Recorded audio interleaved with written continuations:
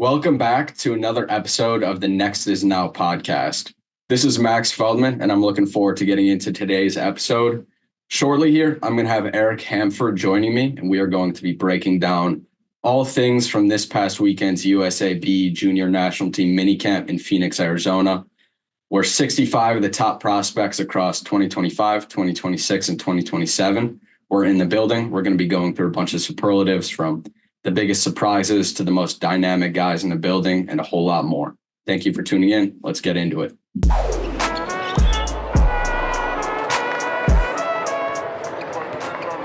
Eric, welcome on. Appreciate you taking the time. How's everything going?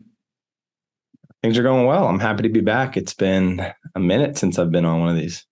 Yeah, absolutely. Looking forward to getting back into it. Obviously, but a lot to talk about coming off USAB Junior National Team Minicamp this past weekend in Phoenix. Obviously missing a few of the very top guys with the Chipotle National stuff going on in Indiana, but tons to take away.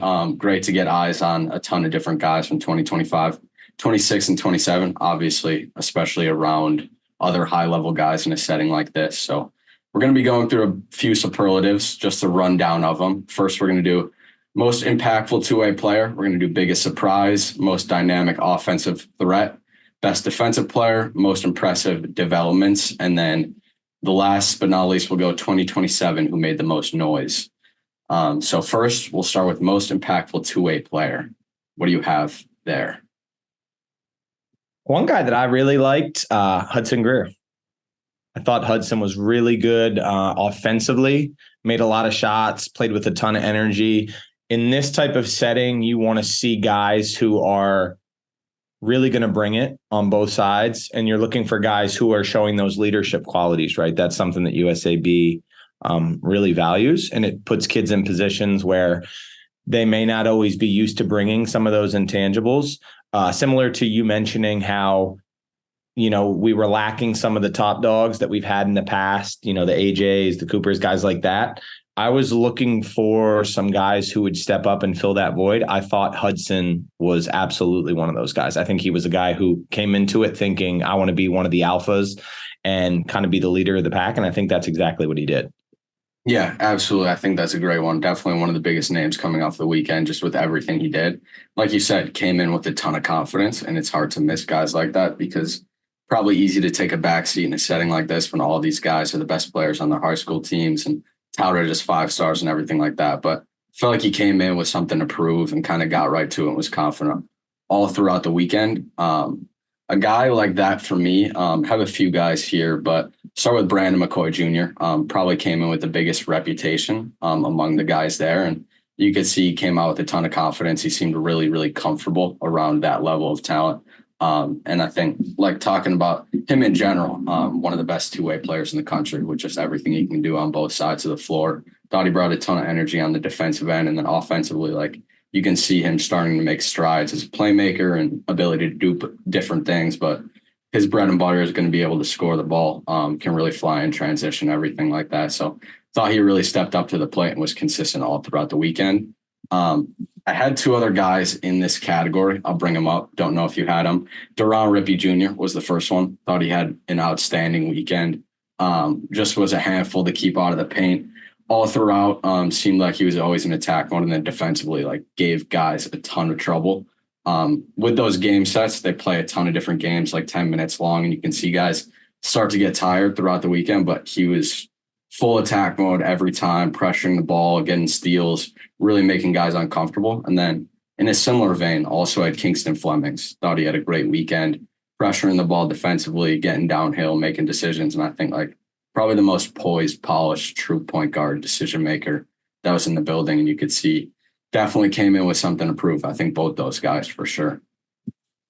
I agree. Brandon looks like he's a legitimate 6'4" now, which is going to be a problem for everybody else. I think his playmaking really shined through. His ability to make some really impressive passes. He has great feel just overall. And I agree on Rippey. I mean, he had the gym buzzing. I mean, there were NBA guys there who, couldn't keep their eyes off him. They saw the powerful athleticism he has, his ability to kind of control the game. Really was in a nice groove, making some shots where not just like standard pull-ups, whatever. Like he had some pretty like impressive last second, I want the ball in my hands. And I think that's what you want to see from a guy like him who's looking to take the next, step in his development. He's knocking on the door basically as, a blue blood guard where he's maybe a step away, an EYBL weekend away from really bringing in every top offer in the country. And I think that's where we're at with him. So I totally agree with that. I think, that's who I had as my most dynamic offensive threat, honestly. And I would assume that you were probably thinking somewhere along those lines with him as well. I mean, he was just probably a top 3 buzz kid between media, NBA guys, coaches who were in the gym working hands-on with him. It was a phenomenal weekend. Yeah, absolutely. I had Hudson for the most dynamic offensive threat. So 2 birds with 1 stone there. Yep. Next one we'll get to is biggest surprise. Kind of wanted to get to this one early because there were a ton of names that we knew about, and we've obviously seen these guys in multiple settings over the last few years. But I think there were a few guys that kind of surprised people. I think we talked about a few probably already, but who did you have here for biggest surprise guy? I wouldn't say he was a surprise for me. I'm a fan, and I've seen him several times over the past year. But I think due to where he plays his travel ball, where he plays his high school ball, a little bit off the beaten path, Kingston Flemings. I think Kingston came into this camp with something to prove. I saw him at Nike Elite 100 last summer. I thought it was not a rough week for him at Elite 100, but I think the dynamics of his team and who he was with, he wasn't able to really showcase his full range as a player.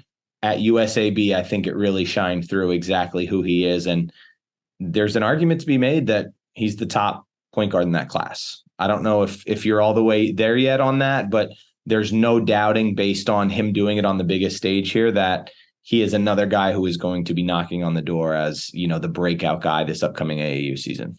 Yeah, couldn't agree more. We have Kingston at, I believe, 11th overall in 2025 right now. And I think next update definitely has a very strong case as a top 10 guy. And I think definitely the top point guard in the class for me. And just talking to him too, and you could see it from the beginning, like he put a big emphasis coming in on the defensive end. Obviously, when you're playing in a setting like this, every guy's kind of used to having the ball in his hands and doing those things. But I think he just has a ton of winning traits and was really dialed in defensively, was super impactful on that end. So that's a great one. Staying in Texas for my surprise, not a surprise really for me because he's been a guy that I've loved over the last year or two, but Davian Atkins, I thought had the gym buzzing. Thought he was elite, just doing the little things all across the board. Not a guy who has like a crazy skill level or is putting up big time flashes offensively, but just does all the little things to impact winning in the front court. Was maybe arguably the most athletic guy in the building. Like had some wild blocks, chase down stuff, putbacks in the offensive glass. Like he was all over the rim. And for a guy like that who's still kind of in the early stages develop from a development standpoint, but you couldn't miss him. Like he was just all around the ball. He was making things happen on both ends throughout the entire weekend. So loved what he put together this weekend. And I think he's in for a big spring and summer as well.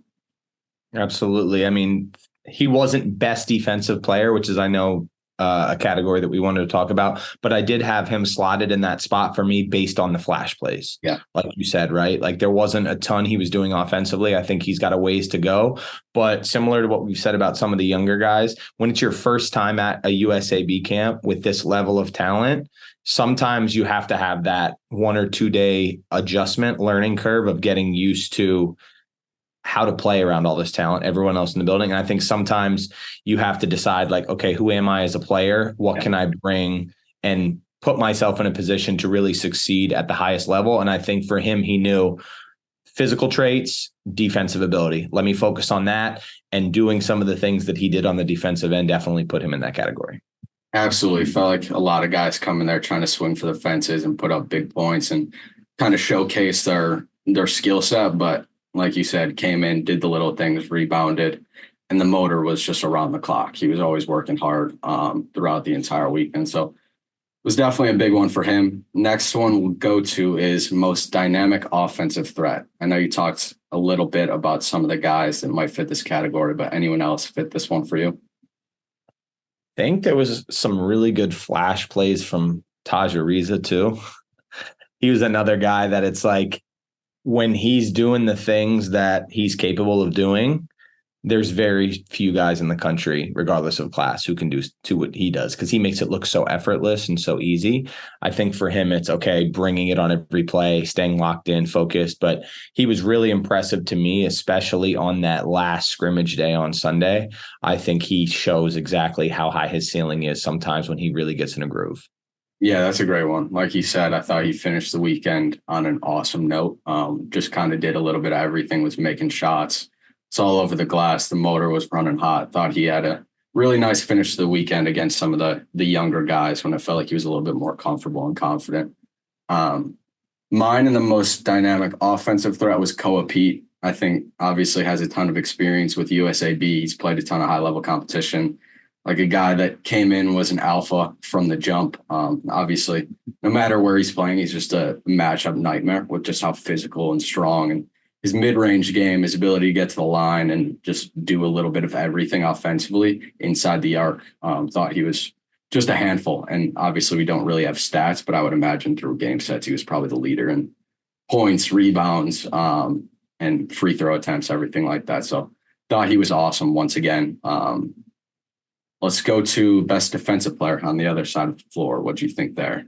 Just back on Pete for a minute. I do think probably internally USAB with a guy like Koa who's been around in the system, they're looking at him to be that leader, that assertive alpha, because he has the experience, he has the physical ability. So I think it was actually a really good weekend for Koa to kind of put himself in that I'm the guy here category.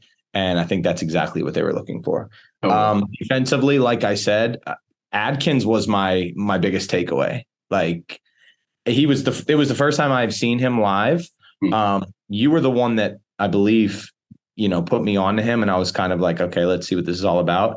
I was totally there for the Adkins experience. Once I saw him get up on the glass multiple times and erase shots, I was like, man, this kid has some stuff to him. Obviously, the offensive game is a ways away, but that's okay. For his age, we know that that's probably going to catch up in time. But the defensive flashes, it's like, if he's doing that now, in 2 years, what's he going to be doing? So for me, I was big on Atkins. Yeah, absolutely. Like you said, he's been playing behind Dorian Onwuchekwa during high school, who's obviously a high major guy, senior guy who's pretty physically developed. So hasn't had a ton of space to really experiment with his game yet. It's been a ton of flashes, but between this high school season last summer, he's been flash after flash after flash. So excited to see kind of where his development takes him over the next year or so. Defensively, in the same vein, honestly, I went with Xavion Staten here. Thought he was, besides Atkins, Staten was probably the most productive rim protector. Like, the offense still has a ways to go. Physically, he has a ways to go, but really locked down the rim. Defensively, had a ton of big blocks. So fast off the floor and has big time length. Like in terms of true rim protection, he had guys definitely more hesitant to drive to the rim, everything like that. And a guy that also, like we've talked about with a bunch of these guys, is just going to continue to get better as he gets stronger, plays more high-level competition consistently. But thought he had a really nice weekend and kind of focused in on the little things to make a big impact. And similar to what we talked about earlier, I mean, for the USAB team and the way we're structured, you don't have to do everything really well, right? Like they're looking for guys who are going to play their role and play it, to the highest capability possible. So again, if you come in and just focus on doing what you do, that could be enough to make the roster. Yeah. And I think that's one spot where I know they emphasize that, but it's hard because these guys are used to playing in camps where it's not structured like that. It's like be you and just do what you do really well.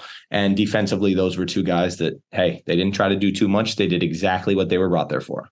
Absolutely. Couldn't agree more.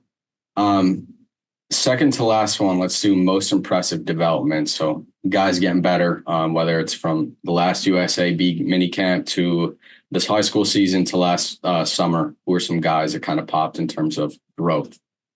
I thought Steven Reynolds had a really good weekend, made a ton of shots, just kind of a savvy playmaker, high IQ, good size as a guard. Popped onto our radar as an 8th grader, obviously has some genetics, some bloodlines to him, obviously a coach's kid. And I think he's really developing well all around. It's nice to see him on this stage compete and do the things that he's really good at. I thought he was good. And I really like Nick Kamania.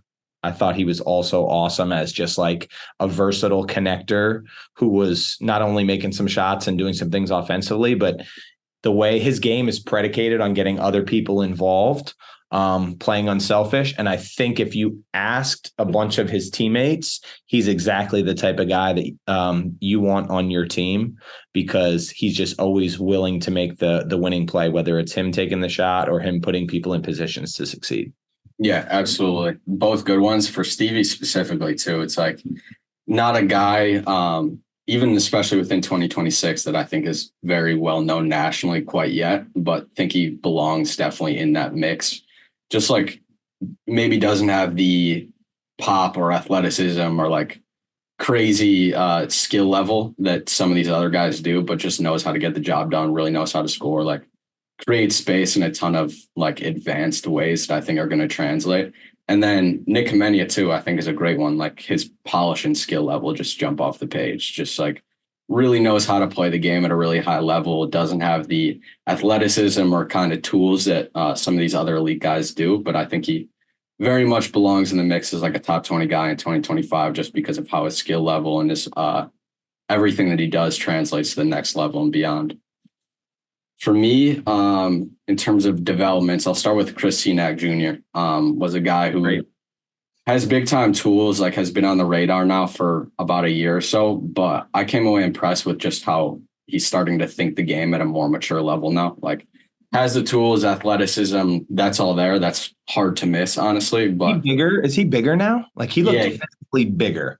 I don't know what he measured in at, but I would imagine he's like probably close to 6'10" now and still like moves like he's 6'6", like has some strength on him now, knows how to play through him and play through other guys defensively, guards a bunch of different spots. And now he's like starting to make better decisions, make quicker decisions, everything like that, and becoming like a legitimate winning player. Whereas a year ago, I think we both would have looked at him and been like, this is a legitimate dude for sure long term, but he's got a long ways to go. He's got a lot to learn and play against higher level guys to kind of turn that corner, but he's definitely headed in the right direction. And in a similar vein, I'd say Jacob Lanier was a pleasant surprise for me. Like a guy that, again, like has clear tools, has natural ability, athleticism, but is starting to like simplify his game and become a more useful piece on both ends of the floor, shot the ball pretty well off the catch. And I think in terms of just how he simplified the game, it's going to scale up levels as he continues to get stronger, polish up as a shooter and handler and everything like that. But thought they both put together pleasantly surprising weekends for sure. I'd agree on both accounts. Lanier, he's a hard worker. I'm not super surprised. I know the type of work he puts in, lives in the gym, very passionate, good kid. I think he's going to continue to trend in the right direction. And I think he's another one of these guys that is a very unselfish playmaker. And it's exactly the type of player that the USA basketball is looking for. And it's no surprise to me that he was one of the top performers. Senack, coming off of the EYBL season he had last year, where he really started to put it together statistically. He's bigger, man. Like he's bigger than he was. It seems like every time I see him, he's just an inch taller than the last time. And with, the athleticism and just overall the tools he has, the sky's the limit, man. He's one of my favorite guys in that class. 100%. Last but not least, let's go to 2027s who made the most noise. I think it's a fun conversation for us to have because most of the scouts, media, everyone in the building, it's kind of their first look at a lot of these guys, but we have a solid foundation for them. And obviously was intrigued to see how these guys kind of fit in and stepped up to the plate here. So which 2027s really caught your eye here? I think Baba had his moments. It just, what is he now? Legit 6'8", close to it, if not. The shooting fundamentals, the shooting stroke, pretty mechanics, the way he moves on the court. I mean, it's easy to just fall in love with like, wow, this guy he has a chance to be the real deal. I think he's got a long way to go, obviously, in terms of the physical strength and development, but you expect that with the freshmen who are there. You really want to just throw them into the mix and let them struggle because they need it. But I think once Baba got adjusted to the level, he had some really good moments. I think another guy who opened some eyes was Beckham Black. I think he was up against it from a physical standpoint. You know, he's only about 5'11", 6 foot. And he's, you know, commanding the ball every play. And you have these dogs who are on him full court press. I thought he was really good in terms of just playing with poise, and the buzz around the gym with guys who were playing on his team. They really loved the energy and like his stick-to-itiveness of just like, if he turned the ball over, he didn't care. Like quick memory of just like, hey, forget that one. Let me get the next one. I think he was there in the right mindset in terms of, I'm here to get better. Let me just do what I do. I'll figure it out and I'll get better from the whole experience. So it was kind of nice to hear some of the older guys in the gym saying that like they really enjoyed playing on his team. I think that's a good indicator of who he is as a player and what he's going to be. And I really thought Henry Robinson had a good weekend. I think his perimeter skills have taken a monster leap. Yeah. Seeing him kind of operate, you know, off the catch, one and two dribble pull-ups, things that I didn't see from him last year. Legit 6'6". I think his development's headed in a good way too. Yeah, absolutely. All three good ones. And we could probably hit on every 2027 here because I felt like they all brought really big flashes. Those were all really good ones. Could definitely see that specifically with Beckham Black. Obviously had a little bit of a tough start and was just kind of acclimating to the level of size, length, athleticism around him, but thought he settled in well. And you could tell guys will love playing around him for a long time, just with like how smart he is, how hard he works, can really handle the ball and make decisions. Baba, like you said, when you're 6'8" and can shoot the ball like he does, I could watch him shoot all day. There's definitely a very high floor. And like we've talked about over the last year, still has a very high ceiling, still kind of in the very early stages physically and from an aggression standpoint. The 2027s I had were, first, I'll go with Jalen Mitchell. Thought he was probably the most productive 2027 there. And I think a good setting for him because he's one of the more physically mature guys in the class, and has had experience last year playing up E15s with Brad B. Elite. And you could see that translate. Was physical, getting downhill, made quick decisions, knocked down shots. And I think that's a promising progression for him. And then the other guy I had here would also mention Devin Cleveland after him. But first, I'll go to Jordan Page. Jordan Page was the youngest guy in the building, still 14, 6'4" with, I don't know, but probably 6'8", 6'9" wingspan already, and he's still growing.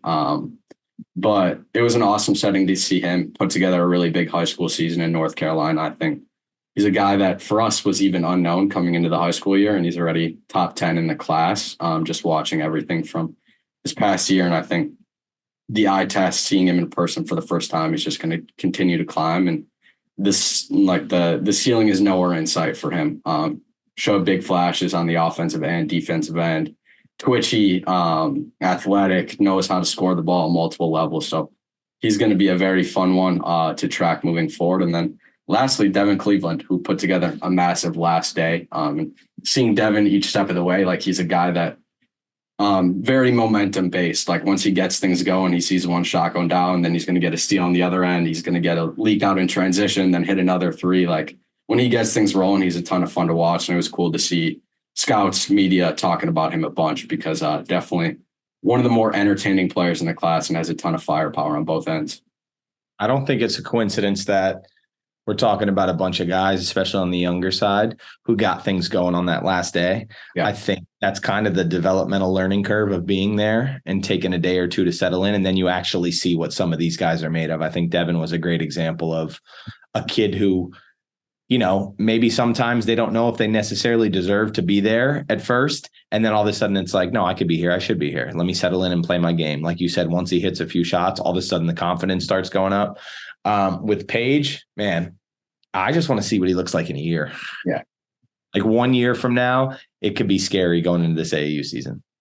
Nah, absolutely. Yeah. Both those guys, big time ceilings, a lot of these 2027s. It was great to see them kind of settle in, get things figured out as the weekend closed out there. But obviously tons more to take away. We're going to have a ton more covered on the website throughout the week, but appreciate you hopping on. Definitely we'll be circling back as we get more into the springs, EYBL sessions, everything like that. But appreciate you taking the time. Absolutely. Like you said, I mean, it's now April, so we'll definitely get some more of these going with all the events coming up. Awesome. Thank you. All right, man. Appreciate it.